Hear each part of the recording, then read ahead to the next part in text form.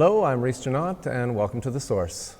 Joining me today is independent journalist, author, and founder of the Grayzone Project, Max Blumenthal.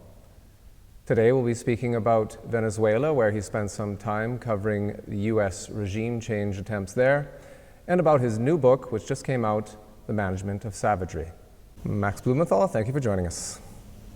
Thanks for having me on.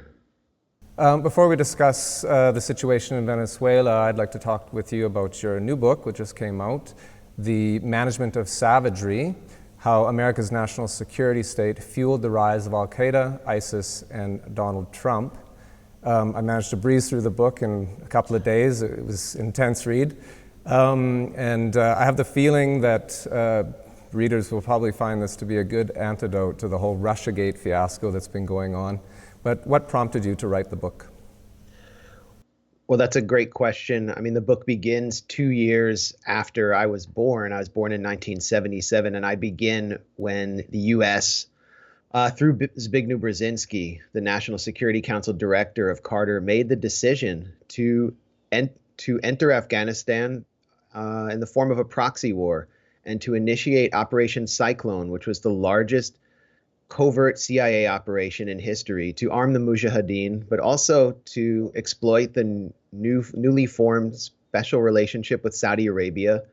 The Saudi kingdom had agreed to put up a matching fund and match every dollar the CIA committed in order to topple the Soviet-backed government in Kabul. And this is what ultimately led to the rise of Al-Qaeda. And, I came to the conclusion sometime after Trump was elected, after covering his campaign and seeing how effectively he had exploited both the legacy of the Iraq War and what a failure and catastrophe it was, and exploited this rising sentiment of Islamophobia, which is, sweeping across the West. It occurred to me that, if we didn't go back to 1979, we could even go back further. And if we didn't understand the context of 9/11, if the U.S. hadn't embarked on that covert operation that saw bin Laden be sent to the Afghan border as the key funder of the Services Bureau, operating under the auspices of Pakistani intelligence, clearly with U.S. knowledge, I don't believe that 9/11 would have happened. And if 9/11 hadn't happened, I concluded that Donald Trump and figures like him would not have happened. The Iraq War wouldn't have happened. And then I looked at the fallout from subsequent regime change wars like Libya and Syria, and how those wars were sold to the public using these same tactics of humanitarian intervention that had been honed over the years to sell all these previous wars, and how the refugee crises caused by all of these regime change wars changed politics in the West. And it just occurred to me that if we didn't go back into that history, that Cold War history, and put this whole thing into context, we would be allowing the demagogues in our societies, whether it's AfD over there or Donald Trump over here, to monopolize the discussion about the refugee crises, about the whole issue of immigration itself. And at the same time, we would be ceding, in a way, the discussion to ISIS and to Al-Qaeda without acknowledging that these groups have benefited so much from Western regime change wars. And what I wanted to do, in looking at the politics that had shaped my life and plunged us into a state of permanent war where the idea of peace seems so impossible that almost no presidential candidate even mentions it, what I wanted to do is point the fingers at the managers of savagery. And these are people in air-conditioned offices in Washington, D.C., who have benefited from the instability that they sought to cause, while the rest of us, from Damascus to Benghazi to Boston, the rest of us are the ones who've suffered. So this book is kind of I synthesized the history of the politics of my own life to try to explain from a unique angle how we got here. Mm-hmm. Well, can you talk about specifically about the title of the book, because it's, at first look, you might think, oh, that's quite a provocative title, The Management of Savagery. But it really does have a specific meaning to the book. It sort of carries the narrative of the sort of best of enemies narrative that flows throughout the book. Can you talk about The Management of Savagery, the title, and why you chose it? Yeah. the Management of Savagery was actually the name of a blueprint put forward by a proto-Islamic State ideologue who was anonymous, operating under a pen name in Iraq, I believe in 2004. And it described how extreme Salafi jihadi forces could exploit the U.S. invasion to establish regions of savagery that would then be used not just to challenge the U.S. occupation, but to actually bring down further post-colonial Arab states, referring obviously to Syria, by using these zones of savagery to stage attacks, spectacular attacks, and then to build an Islamic State in areas that were conquered. And the document reminded me so much of a lot of the blueprints that we saw tumbling out of neoconservative think tanks in the 1990s, specifically in the year 1996. There was one called A Clean Break, issued by the Jewish Institute for Near East Studies, which was put forward for Benjamin Netanyahu the first time he entered the prime minister's office by two figures who would be central in making the case for the war in Iraq, Richard Pearl and Douglas Feith, along with a series of other neocons. And what they called for was to destabilize the Middle East, in part by working with some of the, in their words, the Sunni Arab tribes in northeastern Syria, which is what later became ISIS's region of savagery, the head of the sort of center of its caliphate. They were basically calling for attacking the same countries and bringing down the same previously stable post-colonial Arab states, starting with Iraq, moving to Syria, and then towards the prize, Iran, by using these kinds of destabilization tactics. Then we saw that same year, the Project for a New American Century appeared. It was basically a collection of neocons who declared that we should exploit the post-Cold War unipolar order, where America was the lone superpower, to establish benevolent hegemony. And then the following letters, issued by Robert Kagan, who would go on to advise both Mitt Romney and Hillary Clinton, and William Kristol, Bill Kristol, who's kind of like right now a hero among a lot of the, anti-Trump liberal resistance because he's anti-Trump. They basically said, we'll start advancing this post-Cold War unipolar benevolent hegemony by toppling the government of Iraq. And these became, the blueprints for doing exactly what Al-Qaeda, which was at a low point at this point, would have hoped had happened. And it allowed the Islamic State to be born in Iraq in the catastrophe of America's mismanaged occupation.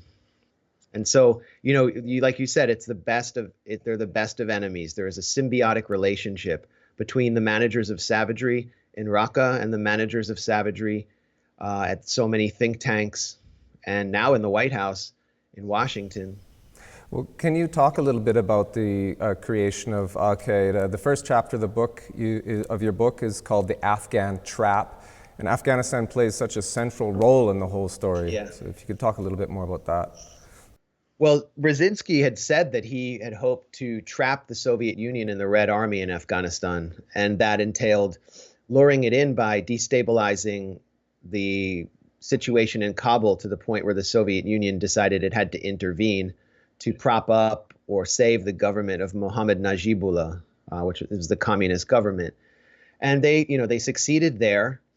But what they also did was they created what Jack Bloom, who is the Senate Select Committee investigator on Iran-Contra and on Afghanistan and the blowback that the U.S. received, referred to as the disposal problem. You basically train a bunch of guys, first of all, you had the common mujahideen, who were just maybe traditional-minded people who hated the fact that there was universal schooling for women, who didn't like the Soviet Union, who hated the fact that the Red Army was committing abuses. But then you had foreign fighters pouring in. Foreign fighters, not just like Osama bin Laden, who was sort of the funder of the Services Bureau, which became the basis for Al-Qaeda. You had Omar Abdel Rahman, who was basically sent on a CIA flight to the Services Bureau Center in Peshawar, Pakistan, sent over the border because he was so popular among Saudi men and other foreign fighters who were interested in Wahhabi ideology. And he arrived in New York City, I believe it was in 1994, on a CIA visa. And this is the person known as the Blind Sheikh. So when I was, a teenager or in my early 20s, before bin Laden was really known as the boogeyman of America, it was the Blind Sheikh who was the face of evil. And what we did not know is that he'd been a CIA asset all along. He enters New York and takes over something called the Al-Khifa Center, which was a literal Al-Qaeda cell operating openly inside New York that had ferried men over to Afghanistan under the watch of the previous leader, Abdullah Azzam, who was killed. And they continued, even after the Afghan proxy war, to work under the watch of the CIA, under the direct watch of the CIA, to send men to support U.S. proxy wars in Bosnia and in Chechnya. And at the same time, this core group, including someone named El Sayed Nosser, who became known as the assassin of Meir Kahane, the extremist Israeli rabbi, they were going and getting training and learning military training and even military secrets from an army officer who was embedded at the time at Fort Bragg at the JFK School of Special Warfare, named Ali Abdel Sood Mohammed, who also happened to be an Al-Qaeda operative. This is all exposed in Peter Lance's book about Ali Mohammed, but I wanted to bring this history back because it was so remarkable that Ali Mohammed, while working under the watch of the CIA and FBI, essentially as an FBI and CIA asset, was also taking orders from Ayman al-Zawahiri, who was the right-hand man of bin Laden, the Egyptian founder of al-Jihad, spiriting documents out of Fort Bragg and giving them to people like El Sayed Nosser. This was on the public record at the time, and you would see it in news clips here and there, that Nosser, after his house was raided, after he killed Kahane, had all of these special documents. And I actually, managed to obtain these files because they became public. And he was taking classified documents about U.S. ship movements. He was taking documents about how to use, anti-tank and anti-aircraft rockets and handing them to people who were working in an Al-Qaeda cell in New York under the watch of the FBI and the CIA. And when they were put on trial, the Al-Khifa Center defendants, in a cooked up case, because the U.S. decided we have a disposal problem, we need to contrive a case to get rid of them. I interviewed the lawyer, one of the lawyers who defended them, Roger Stavis. He defended Nosser, and he told me that our defense throughout the whole trial was Afghanistan, Afghanistan, Afghanistan. And all I said was that these men had performed a critical and vital duty for the United States and the CIA, and the U.S. has no right to put these figures on trial under a obscure Civil War statute of sedition. These were not seditious people. He said these are American patriots. And that was such an embarrassing argument because he was essentially putting the CIA on trial. And the worst thing that Stavis did from the point of view of the government was to call Ali Abdel Sood Mohammed to testify. This was someone they wanted to keep secret. And so the prosecutor, Patrick Fitzgerald, someone who's very well known in the U.S. and sort of a revered figure, he actually, according to Peter Lance, advised Ali Mohammed to stay in California and not appear at trial because it was too embarrassing for the national security state. And it was during that trial that Stavis managed to extract the first public acknowledgement by the U.S. government that it armed and funded and trained the Mujahideen in Afghanistan to the tune of several $billion. But again, this is a story and a history that was swept under the rug. And I think it's so critical when we think of the scare after 9/11 of terror cells in our neighborhood. In fact, there really were none because this one was cleaned up. But the most important point is that this one could have only operated because it was performing a service through the Services Bureau to the CIA and America's national security state. And I think that's where we need to point the finger for this crisis. Of course, carrying on with the whole best of enemies theme, you end up again in 2001 in Afghanistan. You have then the Iraq War and the rise of ISIS. Can you talk a little bit about that? Well, ISIS was something that the U.S. referred to early on as Al-Qaeda in Mesopotamia, and that's what it was known as, I guess.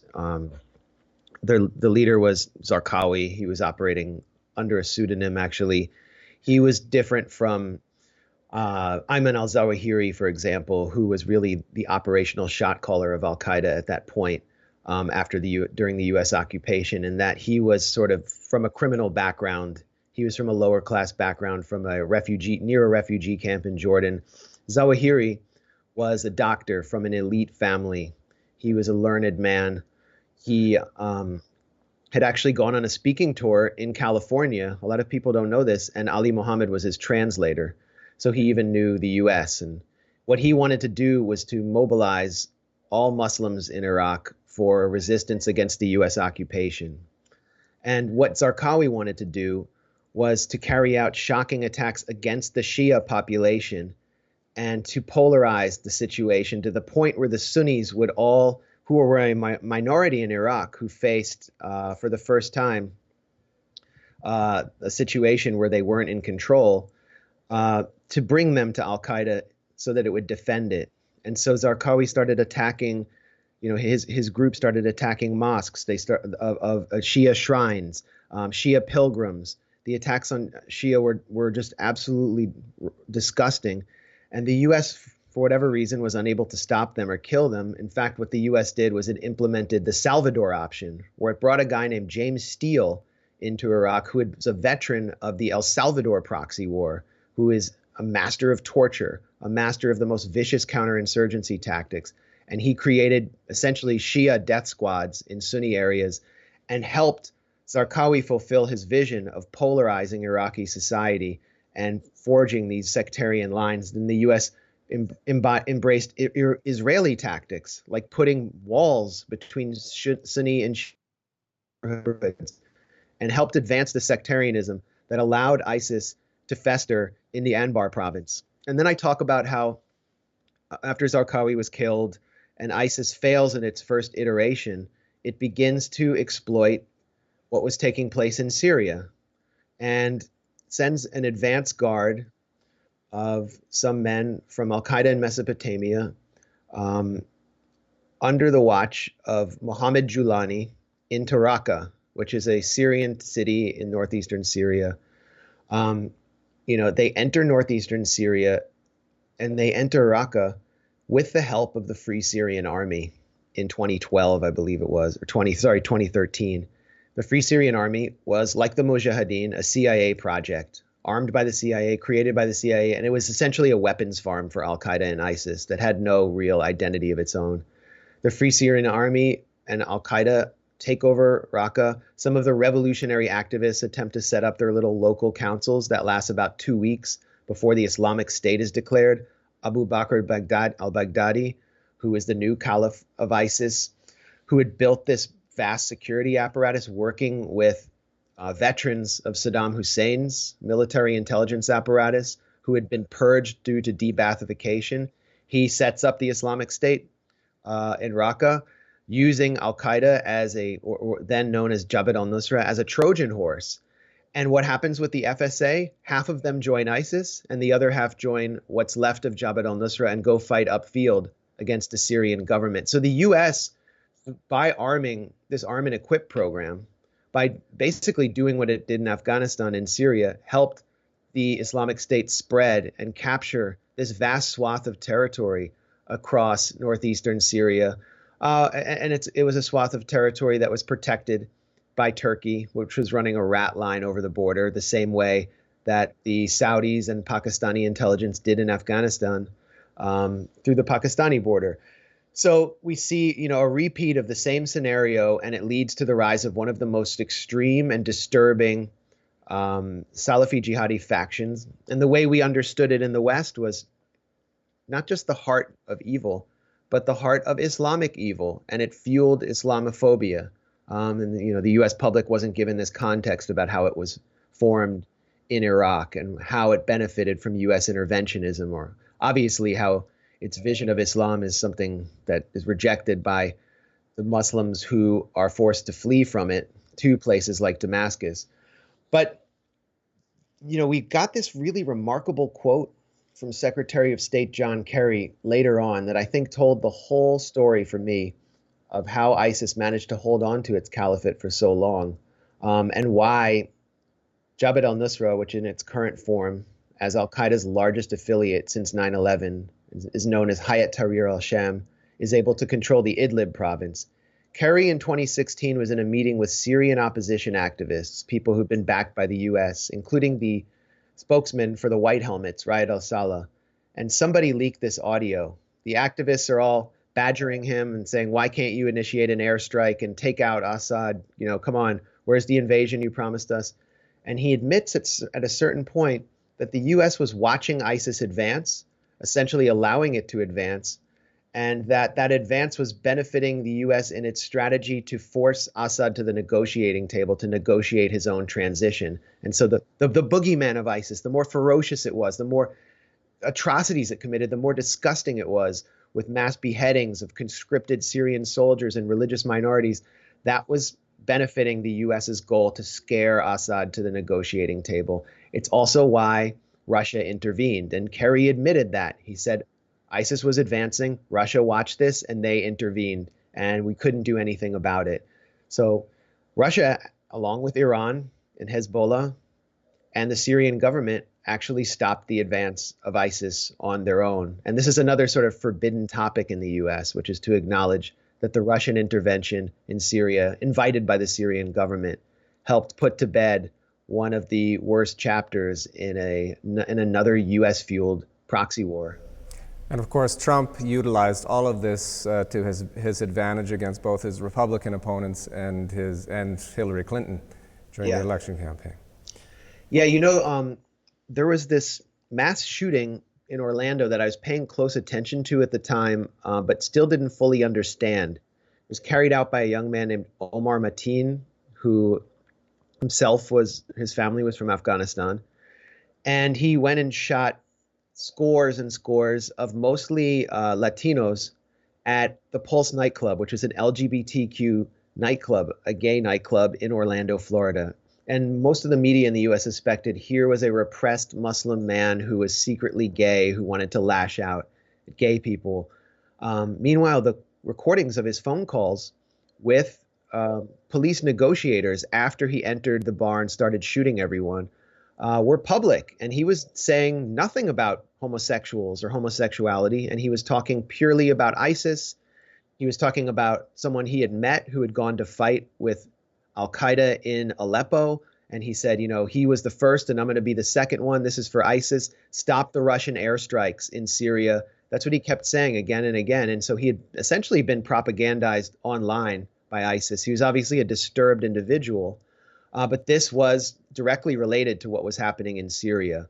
And what was even more disturbing was to learn soon after this killing that Omar Mateen had been not only driven almost crazy by rampant Islamophobia at his workplace, just harassed when he was a security guard at a local court by the other security guards and cops who would call him Ali Baba and ask when he's flying out on his carpet, but that he had also been provoked by a confidential FBI asset who attempted to trick Mateen into participating into a controlled terror plot. These are the kind of like fake terror plots or manufactured contrived plots that the FBI uses to entrap mentally disturbed Muslim men. And then they say, well, he agreed to carry some bombs to a synagogue or whatever, but it was the FBI asset who came up with the plot. Mateen had been going to work telling everyone, I got al-Qaeda on the line. I got bin Laden on the line. Stop messing with me, because he was being harassed in an Islamophobic way. And so they approached him with this asset, and he didn't bite. He didn't fall for the plot, but he eventually did snap, kill all these people. And I write about this, one of the most bizarre rallies of the 2016 campaign, after Donald Trump was milking this event for all it's worth, sending alt-right proxies like Milo Yiannopoulos down to the mosque in Orlando to demand the expulsion of Muslims. Trump himself declaring that he would deport Mateen's entire family and pass a Muslim ban. That there was a Hillary Clinton rally where Omar Mateen's father somehow appears directly behind Hillary Clinton holding a Hillary Clinton sign. and afterwards is interviewed on local news and said, "I'm all for Hillary because she's advancing our national security." It seemed extremely strange.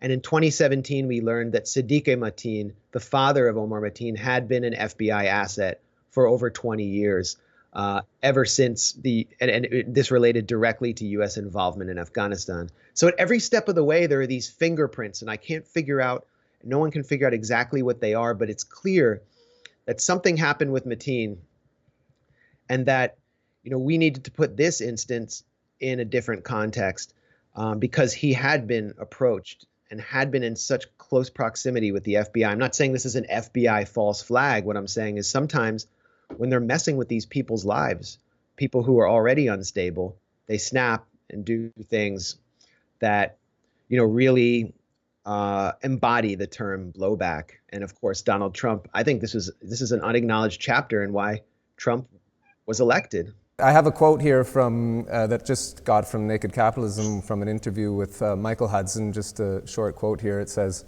the American policy conclusion is that if you control the source of energy, which remains mainly oil and coal, then you control global GDP growth. That is why Dick Cheney invaded Iraq to grab its oil. It is why Trump announced his intention to topple Venezuela to take its oil. And can you start by talking about what the situation is there right now? The latest reports, of course, that Trump is demanding Russia remove military personnel. Guaido has his diplomatic immunity removed, and they're proceeding against him, legal proceedings. Yeah, I mean, John Bolton, who is Trump's National Security Council director, has come out and said pretty clearly that we aim to carry out regime change in Venezuela in order to, increase our own oil activities in the country. And he said this is going to benefit American oil companies. I mean, he is not really hiding his game. He said this during an appearance on Fox News. But I think, as with Iraq, there are other issues besides oil, like geopolitics. Venezuela has been this engine of progressive change in Latin America.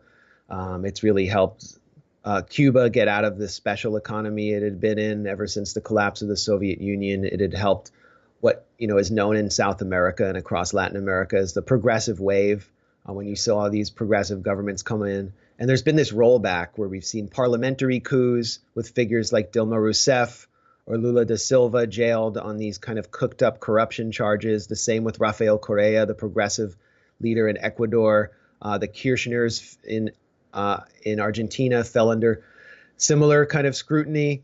And then you have just a straight up coup attempt at the heart of the kind of progressive movement in Latin America. So there's geopolitics as well that are concerned here. And what the U.S. I think was threatening to do in the beginning was to use the threat of a military invasion to engineer a lightning coup. They thought that the government of Maduro, who was elected with millions of votes in an election that actually was not fraudulent, where the three main opposition parties boycotted under U.S. pressure, they thought that he would be out within a few weeks. They thought that the economy was so bad that that Juan Guaido would be in Miraflores Palace within days. And it didn't work. It didn't work because, number one, they underestimated the government and its massive popular base, something that I saw firsthand when I was in Caracas. There are just large, fervent rallies every few days. And you go in the barrios and people really support that government. And then they overestimated Juan Guaido and the opposition, not realizing that he's from a party that has a 7% approval rating and is not even really popular within the opposition. So the coup moved through various phases. And, one of the major phases was on February 23rd, when the opposition attempted to ram through trucks stuffed with U.S. aid on the Tienditas Bridge, on the Santander Bridge between Colombia and Venezuela. And they failed to get it through and wound up burning their own aid, as I, illustrated at the Grayzone. And so Guaido, he then wanted to go on a tour of Europe. And the U.S. said, no, you have to stay in the country and, in their words, take advantage of the momentum, according to a report by Bloomberg. And so Guaido starts going around the country trying to whip people up, have massive rallies, and the rallies don't happen. The opposition presence in the street, as I saw, was very small. So you get to a situation in early March where there's a certain desperation. There's no, and Russia is beginning to move some personnel in. China and Russia are speaking up at the UN Security Council. It's going to be very hard to do some kind of military intervention, as in Syria. So the only weapons left are sanctions and sabotage. On March 7th, Senator Marco Rubio, who's this Miami Cuban senator, Republican, a big neocon pet project in Washington, who's been leading, sort of the leading face of destabilizing Venezuela, gets up at the Senate Foreign Relations Committee, and he says that Venezuela is going to enter a period of suffering unlike any nation in modern history. He actually said that. And then he called for widespread unrest, which is a pretty disturbing thing for any senator to say about another society, but something that we're familiar with in Washington. 5 hours later, the hydroelectric plant at the Guri Dam collapsed, and 21 states in Venezuela, including Caracas, lost their power. And the blackouts continued for days. Venezuelans understood this as a kind of war to go with the economic war. And they, those who support the government are convinced that this was the result of sabotage. And I've seen, a decent amount of evidence to suggest it was, with the burning of transmission lines. And, that then the blackouts return again later in March, and people are mobilizing in the streets just to maintain their daily lives. They see it as an act of resistance, particularly those who support the government. The opposition remains sort of immobilized and has not been able to exploit the blackout at all. And then U.S. sanctions are coming in to basically prevent an economy that has hyperinflation, which is one of the worst things that can happen to an economy, from being able to recover. And I think that will succeed. They are going to contract this economy and make the lives of ordinary Venezuelans far, far worse. However, again, they've underestimated the government, and it's been able to get oil shipments out through new clients like India. And so one of the most interesting things to see come out of Venezuela, which is a lot like what we saw in Syria, is kind of a new world order starting to come into focus, where mid-level powers like Turkey, as well as Russia and China, and some African states are defying the U.S. and supporting Venezuela, and Russia supporting them directly, has really trumped the U.S. in its threats of military intervention. So Venezuela, to me, is sort of the front line in the fight against empire right now. Yeah, and so can you talk about the media and its whole reaction to the Venezuela situation? Here in Germany, for example, you have, when they don't call him a dictator, he's an autocrat. We're talking about Maduro and so on. Yeah, I assume your media is almost identical to ours. It's not much different, no. Yeah, so, your viewers will be really familiar with a media where correspondent after correspondent kind of chooses to be stenographers of the national security state. And they're also sort of competing with one another for who can write the story that most demonizes the Venezuelan government and sensationalizes an economic crisis, and paints it as a humanitarian catastrophe. And all of this narrative aims to create space, political space, for some kind of intervention.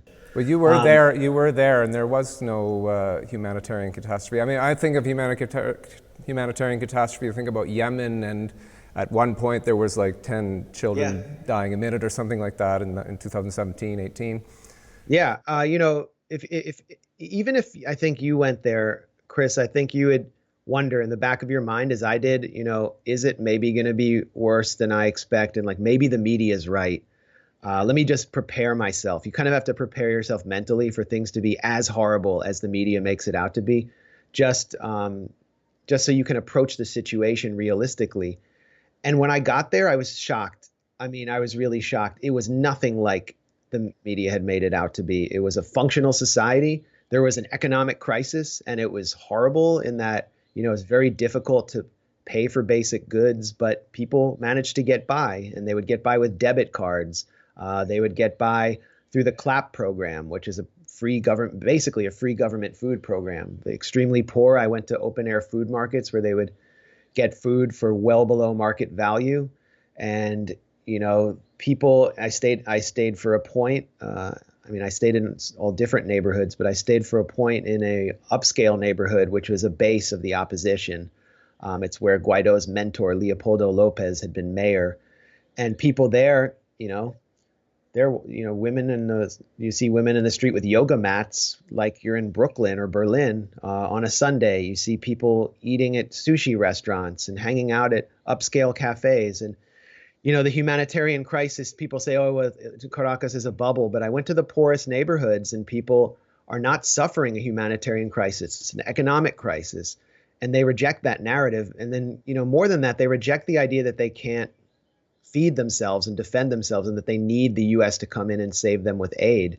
What they're facing now are sanctions that prevent the government from buying basic food and medicine. And that's what the sanctions aim to do. So there's the hypocrisy of the humanitarian narrative is exposed by the sanctions. And we've seen so little reporting in our Western media about the sanctions themselves. One of the most shocking things I've read about Venezuela was by Human Rights Watch, I think by their Americas director, Jose Miguel Vivanco, who's basically a straight up coup operative, at least he behaves like one, stating almost non sequitur that the sanctions only affect members of Maduro's inner circle and do not affect the general population. That's just simply not true because it's depriving the government of the ability to buy backup fuel at its power plants. It's depriving it of the ability to buy medicine. And much of the food that comes to Venezuela is imported, which puts them in a really disadvantageous position. I was in Nicaragua last year after the coup that struck that country. It was a soft coup. It was a little bit more like a color revolution than what we're seeing in Venezuela. But one weapon Nicaragua has is that it has 70 to 80% food sovereignty. It has a real strong rural base, an agricultural base, and people produce most of their food there. In Venezuela, it's a petro state. The agricultural economy is very weak, and they haven't been able to get people to move to the countryside and generate the kind of food sovereignty they need to defend against these sanctions. So that's another internal issue, and it was a debate a lot of people were having is, how do we restructure society so that we can fight this war on our basic food supply? So I guess there's lots to be said about the responsibility of journalists, but I wanted to ask a question about the responsibility. I mean, you obviously consume the news as well, and the responsibility of consumers of news, how they do due diligence and what you do when you read the news and what you should be aware of and look for. Well, I mean, one thing I do is I examine as many sources as possible. So if you're following what's happening in Venezuela, go to Venezuela Analysis, which is an independent English language website that's run by some of the best reporters in Caracas. Many of them are Westerners who live there. And they are basically showing another side of the situation and producing really serious analysis that I think has been much more level-headed than what we see in, for example, the New York Times, where I saw a correspondent last month predicting that the country would descend into Mad Max Law of the Jungle, and no such thing happened. You can look at Mint Press News, which has a lot of good information on Venezuela. Telesur, yes, it's state-funded media. They are based in Caracas and Quito, but you need to see another side of the story. So Telesur English is really useful there. And one thing you would get, for example, just one little tidbit that I benefited from at Venezuela Analysis was to look at this photograph and these photographs that were being widely shared during the blackout in Venezuela of people who appeared to be going into a drainage ditch or in a river. And they were said to be drinking from the sewage because they were so desperate. The electricity was out and they were unable to get their water pumped to their homes. And so they were drinking out of the sewage. And you think to yourself, like, okay, people are desperate, but people aren't stupid enough to drink out of sewage. Like, I don't know who does that. And it seems like an insult to poor people. Venezuela Analysis explained pretty clearly that this photograph was actually of people going to a freshwater spring that was, had fresh water coming out of pipes above a river, above the Guaire River in Caracas. And they were drinking fresh water and filling each other's buckets up. And it was actually a photograph that provided a portrait of the kind of solidarity that has helped Venezuela get through what might be a manufactured crisis. And just to see lies like that stand in Western media with hardly any challenge is really frustrating. But, if you're getting the other side of the story, you know where to go for critical alternative analysis and reporting. I think it will help you understand what is really happening on the ground and what's going to happen next. And so, also being there for me was extremely beneficial. Not everyone can be there, but even using Google Translate to translate Spanish articles. I mean, you just have to put in some serious diligence to break through this. I don't know. It's like an iron curtain of corporate media lies on this issue. It's really shocking. I mean, Syria to me I thought the press was doing the worst job it ever had, but now I think there's strong competition with Venezuela. Okay, can you just mention the name of your book one last time and maybe where interested viewers could purchase it? Yeah, it's called The Management of Savagery. It's been published by Verso, and you can get it at verso.com, or you can go on Amazon or any independent bookseller. The Management of Savagery. I guess it's too early to be expecting a German language version of that. Well, if you can help, if there's any way you can help, the book does deal somewhat with German politics and the transformation of German politics. And, I think there's a lot that I learned from my trips in Germany about, how Europe was changing and, how people can respond. Max Blumenthal, thank you for joining us. Well, thanks so much for doing this. And thank you for watching. Please don't forget to subscribe to our YouTube channel. Click on the bell if you'd like notification when we release new material. And if you like what you just saw and would like to support us in our work, you can do so by way of donation. All the information on how to donate can be found at activism.org. That's actvism.org. Thanks once again, and we'll see you next time.